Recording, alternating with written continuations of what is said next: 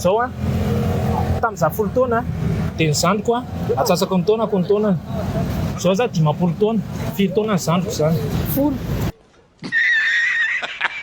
25 25 telopolo 35 25 ans 35 25 combien 25 satria c'est quand divisé par 2 25 ka tamin'izaho 10 nge dia le riz zany 5 yeah.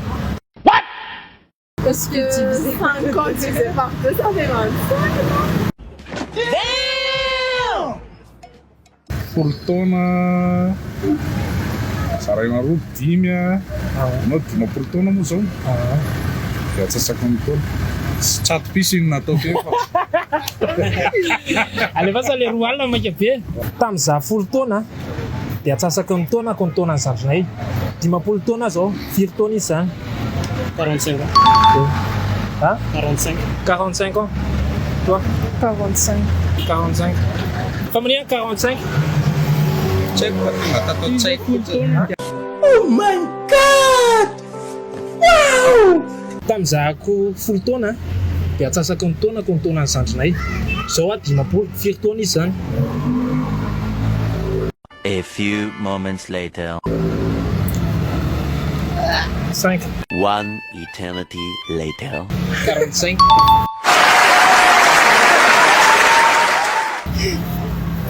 Familia 45. Satria 10 atsasaka ny taona atsasaka ny 10 5 dia misy 50 de différence zany entre les zandriny 6 dia rehefa 50 ans izy dia 50 moins 5 45 ok erinona marina valino anaty amin'ny 10 segondra dia mahazo vola tamin'izaho 10 taona dia atsasaka ny taonako ny taonany zandrinay zao za 10 4 taona zany zandrinay tsaiko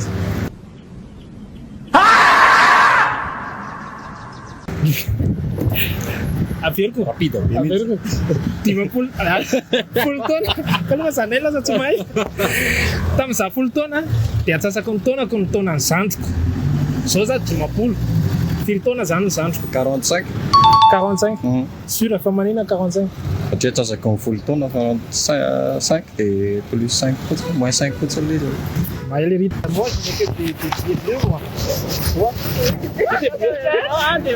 tu peux prendre 2 3 comme tu veux mais ça maka billets bleus là ray a fotsiny nahita vala marina le rony ok bonne journée sûr aleo mitovy le zay aleo mitovy maka anankiray zay tiany laha amin'iraiky voly reto hoe laha misy billet bleu vert ray apio ray ray ça maka roa aby lisany roa pour le fun hein on est décontracté on est jeune Abonnez-vous à Animateur Riantsoa. Abonnez-vous à la page de Animateur Riantsoa. ok zala bonne journée lisany Merci. mahafinaritra